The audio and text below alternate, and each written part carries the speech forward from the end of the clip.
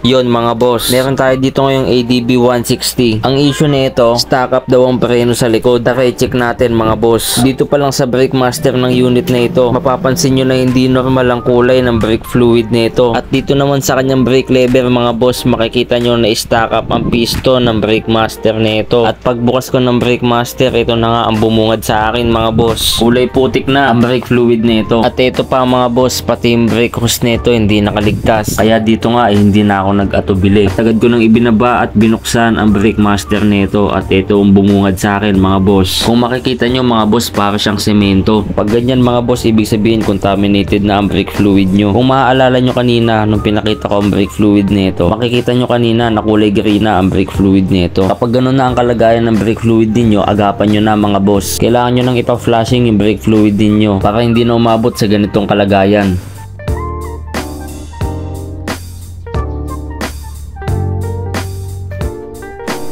Dito nga sa part na ito ay nahugot ko na yung piston ng brake master nito. Tingnan nyo naman mga boss kung gaano katindi yung pinagdaanan nito. At dito nga mga boss ay nalinis ko na ang brake master nito. Malayong malayo na sa itsura nito kanina. Pati yung piston mga boss sinubukan kong linisin. Kaya lang hindi na maganda ang kalagayan nito mga boss. Pero kung mapapansin nyo, buo pa ang mga oil seal nito. Kaya naman sinubukan ko muna itong ibalik sa brake master nito. At nagbaka sakali na gumana pa ito ng maayos. Kaya lang hindi na smooth yung galaw nito sa loob mga boss. Kung mapapansin nyo dito mga boss, piniga ko yung brake lever at dahan-dahan lang bumabalik yung piston. Hindi dapat ganyan ang galawnan. Dapat pagkabitaw ko sa brake lever ay bumalik na din kaagad yan. Kaya dito no choice na tayo mga boss. Kailangan na natin palitan ito. Wala kaming mahanap na pang ADB. Ito na lang pang Honda Beat. Magkasukat lang naman sila ng piston nito. At yung piston lang din ang kailangan natin mga boss. Kung makikita nyo, napakalayo ng itsura ng luma tsaka ng bago mga boss. Dito naman ay naikabit ko na yung bago at ganito siya ka-smooth mga boss. Ayan, dapat ganyan ang galaw niya mga boss. Swabing-swabe lang at hindi nag-i-stack up. Dito naman ay ikinabit ko na yung brake lever para matesting kung bumabalik na ba talaga ang brake lever nito.